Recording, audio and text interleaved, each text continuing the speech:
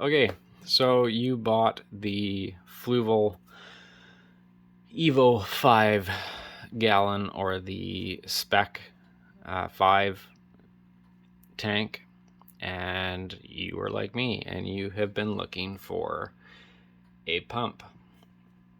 Well, so the original pump that was the recommended upgrade for this was the Newa MN606 or the Cobalt 606, both of which are discontinued and have been for the last 2 years. You won't find this out probably until you've bought the tank and now realize once you set it up that the flow is severely inadequate. So what can you do? Well, you can spend hours and hours researching, like I did, what pump is going to fit, because you have a basically 2-inch by 2-inch chamber to work with, which is very minimal. There's not a lot of room back there. I've got a heater and my output nozzle, and that takes up most of it. So what pump works? Well, I will show you. So this is the pump that you will want to get. It fits. You will go from the original pump, which is 83 gallons per hour, up to 158 US gallons per hour, or 600 liters per hour. This is a $30 Canadian, 30 Canadian dollars from, I think I went and ordered from J&L, their reef supply company out of BC, British Columbia, and super fast shipping times to Alberta here. So all I had to do to make this thing fit was, it doesn't show in the box, but there's a little, I guess an impeller guard right here.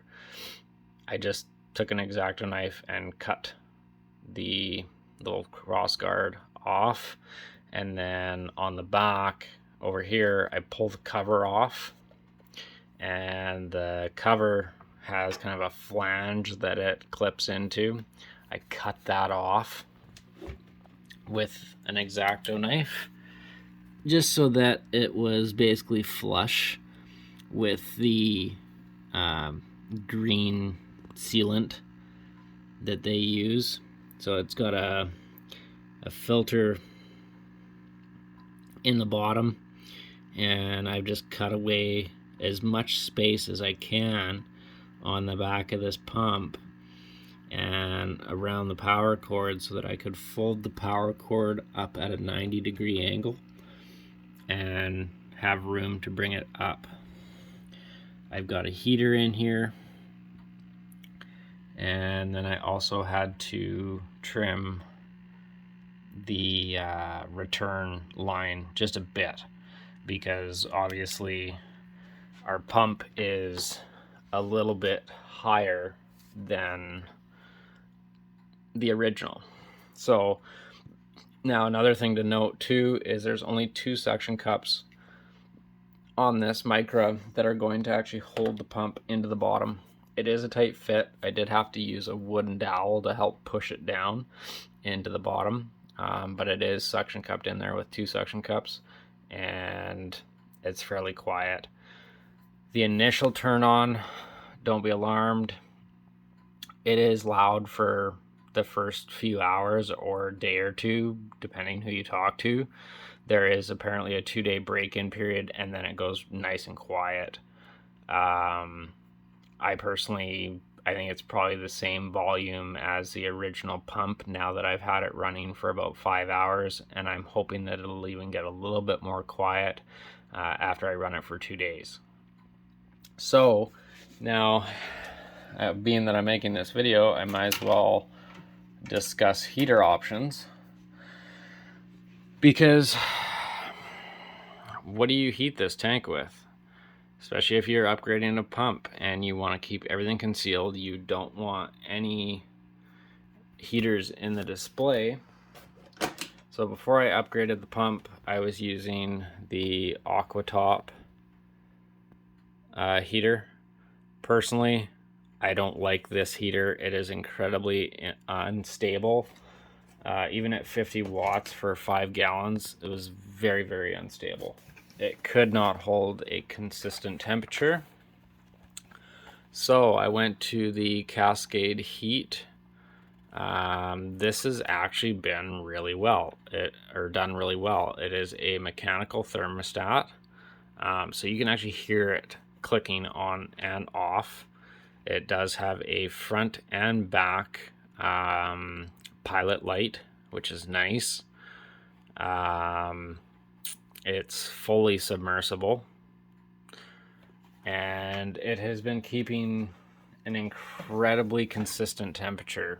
Like within, right now I'm at 77.2. I think the lowest it's gotten was 76.8. So that's great. I'm really happy with that.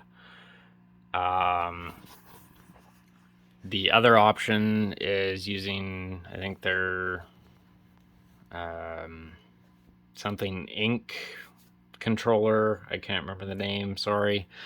But I've been reading up on some of them, and there's another titanium heater that I've been looking at that is only 3.5 inches long, which would give me even more space. I'm just waiting to do a little bit more research because the magnet holder that it uses is absolutely massive and won't fit in the back chamber. If you have any questions about the Rockscape, I did it myself. I started with all dry rock. I just kind of stuck it in the tank and built it in the tank one piece at a time, and just kind of started arching and gluing, and away we went. So all of this is glued from several small pieces, and it's worked pretty well. So lots of hiding places, lots of little bridges, places for coral to sit on, and everything's pretty good. So other than that, I think that's it for now. I do have this little magnet by Two Little Fishes, the Nano Mag. It's really thin profile. I'm very happy with the size of it. It allows me to get nice and in between the rock and the glass when they're really close. So that's great. I do have some variable flow nozzles coming in to replace that. I'm going to try a Y splitter with the new pump and see if I get enough flow. If not, I will just go to a single variable flow nozzle, and we'll see how that goes. But other than that, that's all I have for now. I hope if you're looking for a pump for this tank that this video helps you. The pump works really well. I'm really happy with it. It's a massive performance increase. My clownfish now actually has to swim. Before he just kind of floated around a little bit. Now he's got to put some effort into it. So, but there we go. And I will make another video once I have some updates for you guys.